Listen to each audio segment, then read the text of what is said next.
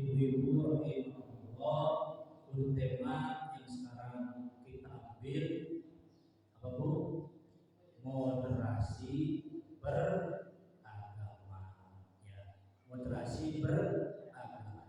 Ibu-ibu kira-kira sudah pernah mendengar tentang moderasi beragama? Sudah? Hah? Belum?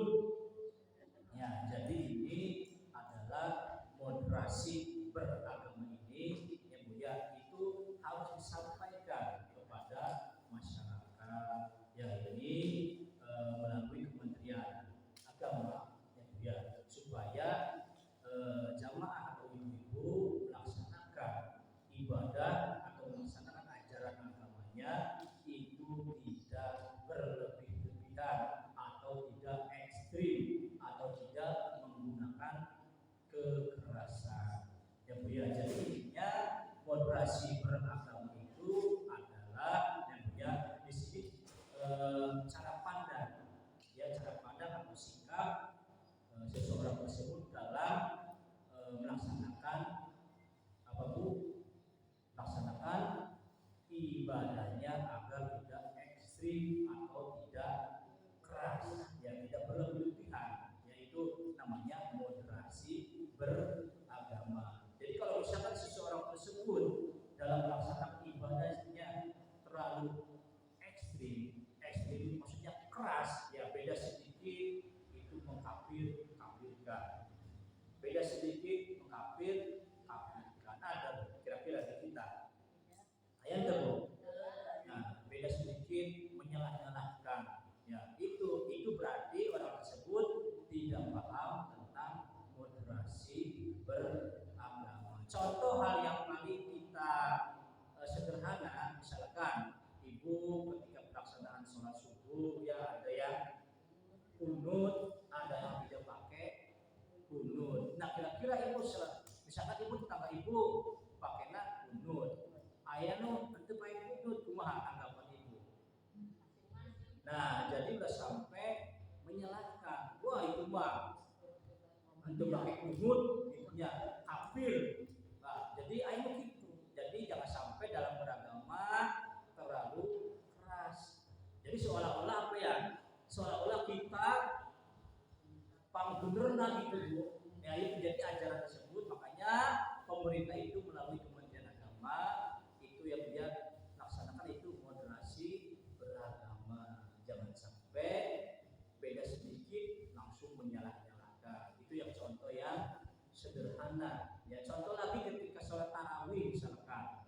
Ya ada yang 20 plus 3, ada yang 8 plus 3. Itu tiganya kan kadang-kadang pikir. Nah itu jadi wah itu mah 8 nyalahkeun deui misalkan. Ya gue gitu Bu. Jadi harus saling menghargai, saling menghormati. Misalkan itu mah 8, tunggu. Itu mah 20, mangga. Ya Bu ya. Jadi harus sampai saling menyalahkan. Oh itu mah 8 besar misalkan, berapa 20 itu ya, jangan sampai saling menyalahkan. Itu contoh sederhana moderasi beragama. Contoh lagi ketika dalam sikap Bu, satu keberanian ya, sikap berani itu tenang, sikap berani orang tersebut berani. Nah pandangan itu kira-kira berani itu apa? Nah bahasa kita mah wanian, orang tersebut wanian. Ya sifat berani dianggap baik ya, berani itu berarti baik karena yang berada di apa Bu? Di antara sifat ceroboh dan sifat takut ada di tengah. Ya jadi orang berani itu di antara sifat takut dan sifat ceroboh, berarti berani kan di tengah. Moderasi beragama juga itu ada di tengah Bu. Moderasi jalan tengah. Jadi supaya tidak ke kanan terlalu keras ya Bu ya, atau tidak ke kiri terlalu menyepelekan, lemah seperti itu. Jadi harus ada di tengah-tengah. Ya itu dalam sikap tadi contohnya berani. Nah contoh dalam sikap yang kedua adalah sifat dermawan. Terang dermawan. Nah dermawan. Hah? Ya lain, yang tangan di atas lebih baik daripada tangan di bawah. Nah, kira-kira sifat dermawan menurut ibu bagus apa tidak? Nah, bagus, benar Bu. Nah, bagus itu karena tadi ada di tengah. Kalau terlalu ke kanan, terlalu boros, kurang baik. Nah, terlalu ke kiri, terlalu pelit. Akhirnya di tengah, sifatnya dermawan. Berarti yang di tengah-tengah itu adalah hal yang terbaik. Benar tidak Bu? Nah, ya contoh tadi keberanian, sifat baik ada di tengah, dermawan, sikapnya baik ada di tengah-tengah. Ya. Nah, contoh dalam hal beragama, tadi dalam hal sikap. Sekarang dalam hal yang beragama itu contohnya ketika seseorang memeluk agama, mengkafirkan saudaranya sesama pemeluk agama yang sama hanya gara-gara mereka berbeda paham keagamaan. Tadi beda sedikit mengkafirkan. Jadi itu contoh ketika sholat, ada nggak merasa beda dengan teman itu sendiri? Sholat nah ya, aduh beda. Misalkan wiji nama gitu-gitu, wiji mencacing atau kumaha itu jadinya ya. Nggak ada ya. Kalau ada ya alhamdulillah. Jadi intinya jangan sampai mengkafir-kafirkan, beda sedikit menyalahkan. Jadi bahasanya ya udah karena moderasi beragama, ngomong baik, bener Bu. Penting jangan menyalahkan. Yang kedua, seseorang yang bersembahyang atau sholat terus-menerus di pagi sampai malam hari, misalkan sholat terus itu ya, tanpa memperdulikan problem sosial di sekitarnya.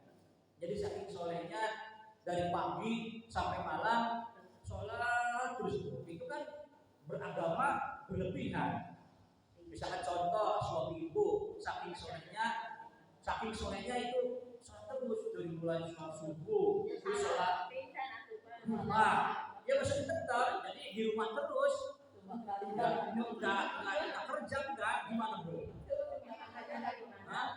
Jadi Pak mau masak, aduh gasnya habis.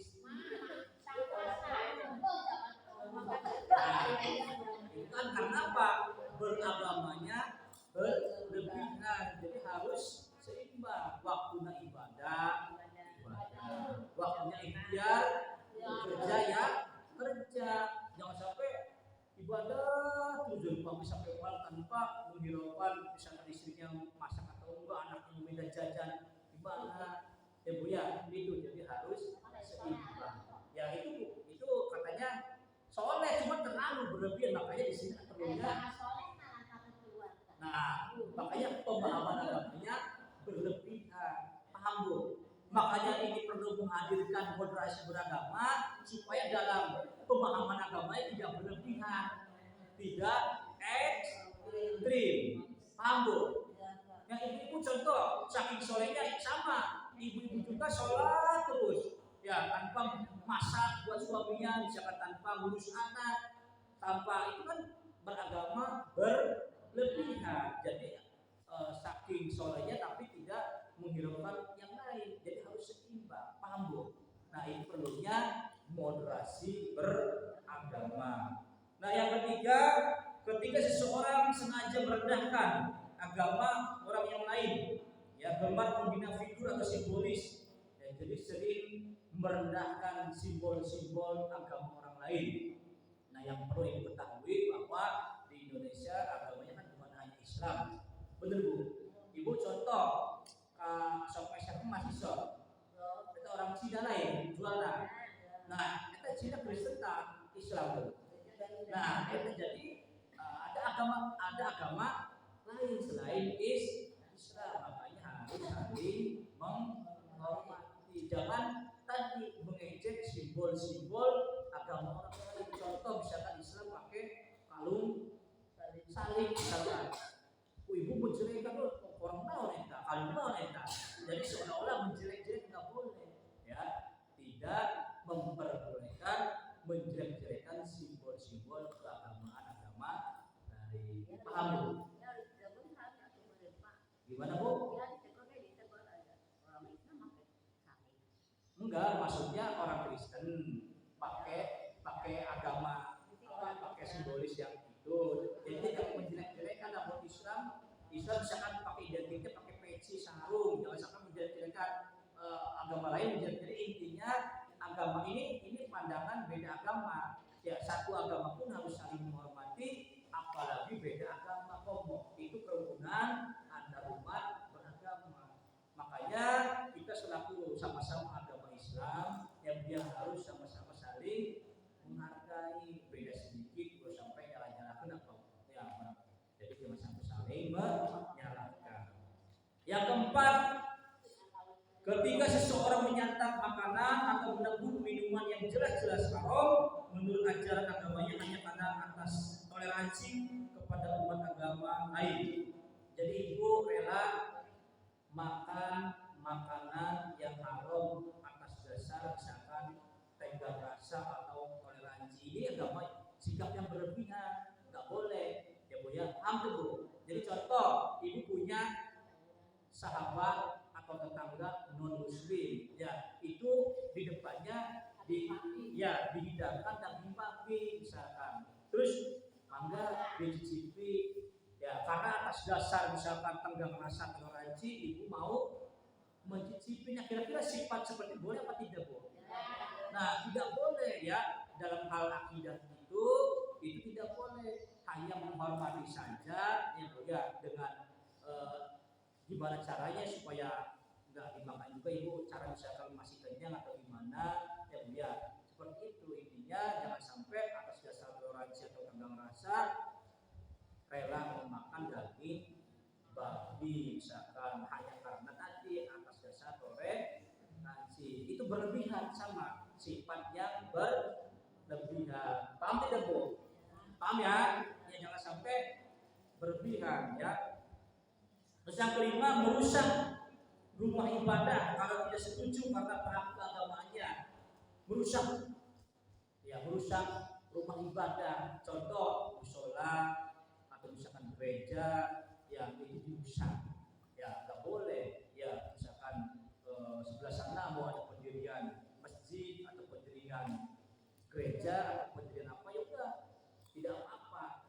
Ya supaya gimana Bu?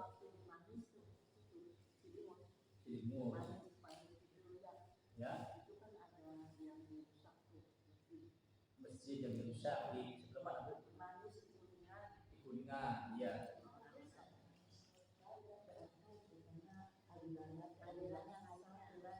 Alirannya sah, ada yang dirusak, ya itu jadi dalam moderasi beragama jangan sampai merusak, ya merusak musola, gereja dan lain-lainnya. Asal misalkan beda pemahaman, enggak, sama-sama saling menghargai, saling menghormati. Ya, terus yang terakhir yang keenam, mengikuti ritual pokok ibadah agama lain karena alasan tadi tenggang rasa. Ya. Jadi mengikuti ritual agamanya. Contoh misalkan ibu diajak jalan-jalan, mampir dulu ke gereja misalkan, ya ibu bisa karena sesama teman, ya udah jangan ikut masuk, ya di luar saja. Itu cukup menghormati, menghargai, tidak mengganggunya. Sudah cukup, jangan sampai atas dasar tenggang rasa ikut masuk, ikut ya nggak boleh. Paham Bu? Bu? Paham ke? Nah itu perlu ya, perlu moderasi beragama ya. Ini sedikit ya Bu ya mengenai indikator ya. Indikator moderasi beragama ada 4 Bu. Jadi orang tersebut paham tentang moderasi beragama itu ada 4 indikatornya. Yang pertama adalah komitmen kebangsaan. Terang komitmen kebangsaan. Jadi maksudnya komitmen kebangsaan itu seseorang tersebut ya itu setuju, sepakat dengan tadi, dengan Undang-Undang 1945 sebagai konstitusi negara maupun Pancasila sebagai ideologi negara. Atau intinya pada supaya lebih gampangnya, komitmen kebangsaan itu adalah cinta tanah air, ya hubul waton minal iman. Makanya ada kata-kata hubul waton minal iman, cinta tanah air dari iman. Ya, komitmen kebangsaan orang yang moderasi beragama pasti akan patuh tentang regulasi konstitusi, undang-undang maupun tadi ideologinya Pancasila. Ya, jadi setuju semua. Kan ada orang yang tidak setuju, mah ada. Jadi aliran misalkan atau kelompok lain itu tidak setuju dengan Pancasila, ada Bu. Sampai-sampai hormatkan bendera ditegak Bu. Tidak mau. Ada, ini pernah lihat enggak? Jadi ada yang menolak ideologinya Pancasila. Tapi karena kita hidup di Indonesia harus patuh terhadap tadi konstitusi 1945 undang-undang dan Pancasila. Satu itu komitmen kebangsaan, indikatornya ya Bu ya. Yang kedua toleransi ya Bu ya. Toleransi menghormati perbedaan. Jadi beda-beda ya itu harus saling menghormati, beda ormas saling menghormati, beda agama saling menghormati. Ya kadang-kadang ya Bu ya di kita mah kadang-kadang ada juga yang beda seletik sok nyalah ya itu ya. Makanya Ibu harus punya sifat moderasi beragama. Apabila itu tetanggaan dengan non muslim, kira-kira akur atau musuhan member? Ya harus akur. Jadi akurnya udah pada akur tulisan, tapi dengan perbuatan dia harus akur. Ya, jadi paham Bu, sesama agama aja harus rukun. Ya, apapun misalkan beda agama pun harus rukun. Orang tersebut berarti mempunyai moderasi beragama. Itu yang kedua, toleransi. Yang ketiganya anti kekerasan. Bu, anti kekerasan. Ya, jadi beragamanya itu anti kekerasan. Jangan sampai beda sedikit bawa pedang, bawa golok untuk supaya pemahaman dia harus diikuti oleh orang lain kan begitu Bu. Jadi misalkan kita setuju langsung bawa golok ya, ayo paham urusan wajib pulang misalkan. Jadi pemahaman kan keras Bu. Ya dalam Islam tidak boleh ya memaksakan kehendak orang lain, apalagi memaksakan agama orang lain. Misalkan itu agamanya beda, oke masuk Islam, ya nggak boleh ya, karena tadi memeluk agama itu diatur oleh pemerintah. Ada dasarnya Bu, ya Undang-Undang 1945 pasal berapa kira-kira Bu? Pasal, nah betul 29 ayat berapa Bu? Ayat 2 ya. Pasal 29 ayat 2 itu negara menjamin ya. Negara menjamin. Jadi semua orang itu ya beragama akan dijamin hak-haknya oleh negara. Itu pasal 29 ayat 2. Ya misalkan ibu tidak boleh memaksakan kudu agama dia, harus ya jangan memaksakan. Lo penting tadi Bu, lakum dinukum waliyati. Ya itu Al-Kafirun ya, surat Al-Kafirun itu menjelaskan tentang toleransi. Lakum dinukum waliyati, tentang toleransi. Ya jadi sampai saling menyalahkan, harus saling toleransi. Ya tidak boleh ya, memaksakan kehendak, harus anti kekerasan. Itu yang ketiga. Yang keempatnya penerimaan tradisi. Ya penerimaan terhadap tradisi. Di dalam Islam itu kan banyak tradisi-tradisi yang ada. Benar Bu? Contohnya apa tradisi? Kira-kira? Tradisi ya, jadi itu produknya budaya. Ya, contoh kayak takbir, itu kan tradisi, bener Bu. Tetapi jangan sampai menyalahkan orang yang tahlil, disalahkan, wah itu mah bid'ah, ajaran sesat misalkan ayat. Jadi udah sampai menyalahkan. Ada juga orang yang 7 bulan, sok 7 bulan ini sok Bu. Nah 7 bulannya Bu, ya itu kan sok 7 bulanan ya. Ya pokoknya adat-adat yang kayak itu ya itu tidak boleh menyalah-nyalahkan. Jadi jangan sampai wah itu ajaran Islam misalkan harus dihilangkan, nggak boleh. Ya di situ harus penerimaan terhadap tradisi. Ya kalau tradisinya tidak melanggar syariat agama, justru itu bagus, mangga ya untuk dilaksanakan. Paham tuh? Ya pokoknya selain tradisi, selain 7 bulan, nanti kira-kira bukul ya bukul ya yang kayak gitu ya, tradisi ya, pokoknya yang berbau-bau tradisi itu jangan sampai disalah-salahkan karena tadi tradisi tersebut intinya tidak melanggar syariat agama. Paham dulu ya. Jadi indikator dalam moderasi beragama ada 4. Satu apa Bu? Bukan. Ada 4. Oh ya. Satu komitmen kebangsaan. Ya, harus sepakat ya, undang-undang Pancasila harus sepakat. Ya, yang keduanya toleransi. Ya, toleransi, saling menghargai, menghormati, jalan-jalan. Yang ketiga anti kekerasan. Anti kekerasan, jangan sampai menggunakan agama dengan kekerasan ya. Yang keempat penerimaan terhadap tradisi. Ingat ayat opat eta indikator dalam moderasi beragama. Bu ya, satu lagi Bu, ini tentang batasan ya. Batasan orang tersebut ya, berlebihan.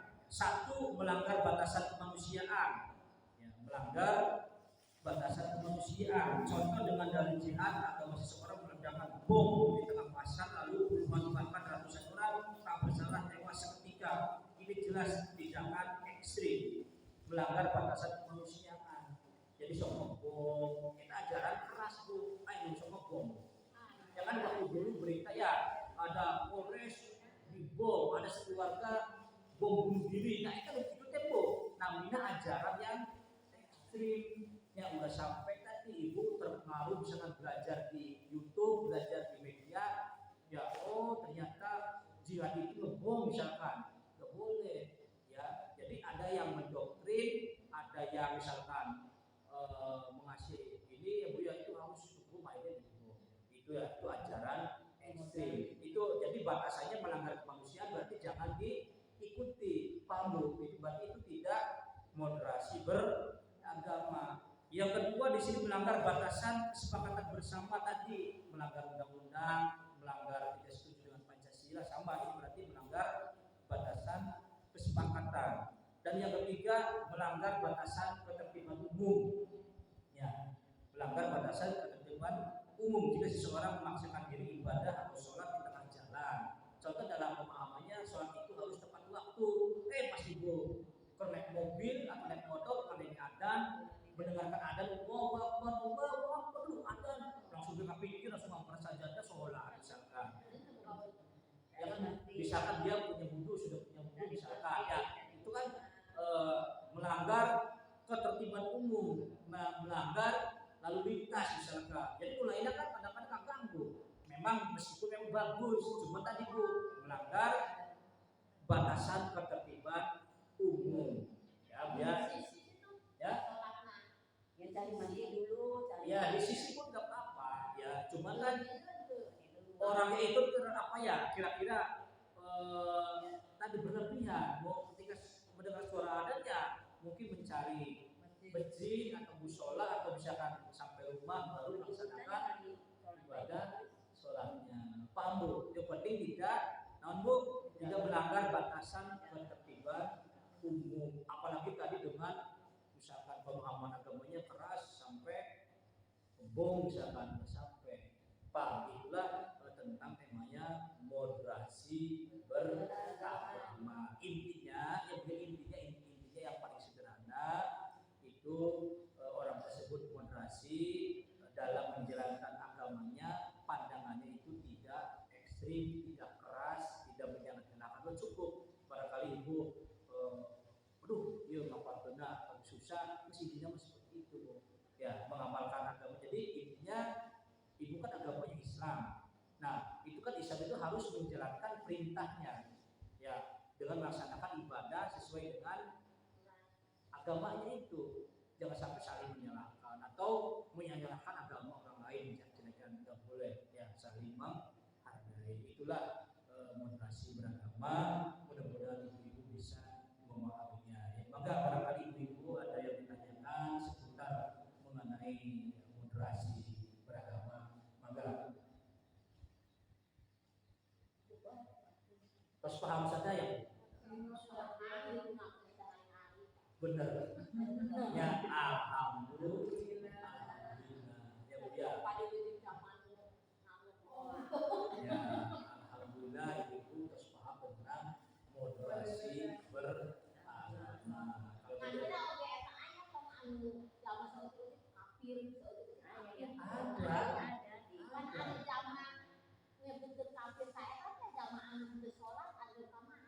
Nah, contohnya Bu, contoh kecilnya dalam segi tradisi tahlil saja itu ada yang mengkafirkan, yang melaksanakan tahlil, aliran yang lain. Ya, ada misalkan wah ini mah, karena kenapa berpikirnya zaman dulu misalkan Nabi Muhammad istrinya meninggal tidak melaksanakan tahlil dengan seperti itu alasannya. Ya, paham Bu? Makanya ada ajaran yang menyalahkan masalah tadi dengan tahlil dan lain sebagainya. Iya, itu pemahamannya yang kurang. Akhirnya pemahamannya kurang, itu menyalahkan orang lain. Sehingga dengan menyalahkan orang lain menimbulkan perpecahan. Akhirnya pada umat Islamnya terpecah. Paham Bu? Jadi intinya melalui Kementerian Agama itu harus moderasi beragama ini harus disebarluaskan. Ya Bu ya, agar Indonesia ini aman dengan tadi mempunyai sifat-sifat moderasi beragama. Contoh Bu, misalkan kita diterapkan moderasi beragama, pasti banyak perselisihan karena tadi tidak ada prinsip dalam indikator itu. Ya, misalkan bagus, ya komitmen kebangsaan bagus, cinta tanah air, terus toleransi bagus, benar Bu. Anti kekerasan bagus. Terakhir adalah mengakomodasi atau penerimaan terhadap tradisi lokal atau tradisi seni, menghargai, tidak menyalahkan. Itu kan yang sangat-sangat bagus yang diterapkan di Indonesia. Kalau diterapkan pasti akan perang baik Bu. Yang makanya alhamdulillah ya, alhamdulillah sudah mempunyai moderasi beragama, terus ideologi Pancasila, harus bersyukur.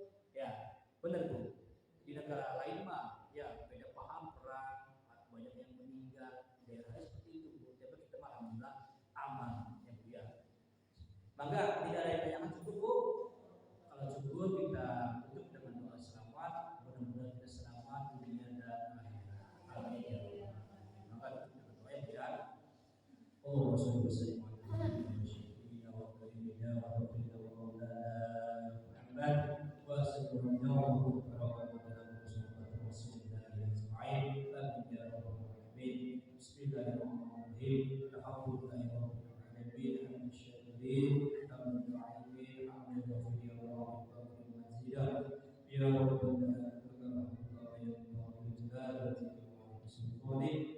Allahumma shalli wa sallim ala sayyidina Muhammad wa ala ali sayyidina Muhammad. Allahumma inna nas'aluka as-salamata fi dini wa fi al-lisan wa jannatan bil ilmi wa barakatan rizqi wa tawbatan min al-maut wa rahmatan min al-maut wa maghfiratan Allahumma aghfir fi salat al-maut wa najatan min an-nar wa fi al-hisab. Rabbana hab lana min azwajina wa dhurriyyatina qurrata a'yun waj'alna lil-muttaqina imama. Rabbana atina fid dunya hasanah wa fil akhirati hasanah wa qina adzabannar wa qina adzabannar. Subhana rabbika rabbil izzati amma yasifun wa salamun alal mursalin walhamdulillahi rabbil alamin.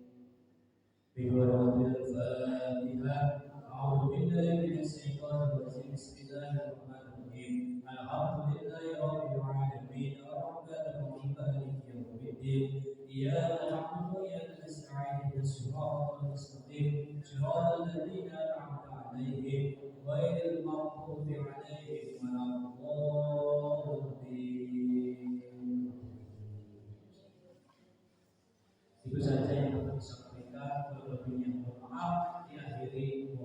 taufiq wal hidayah. Wassalamualaikum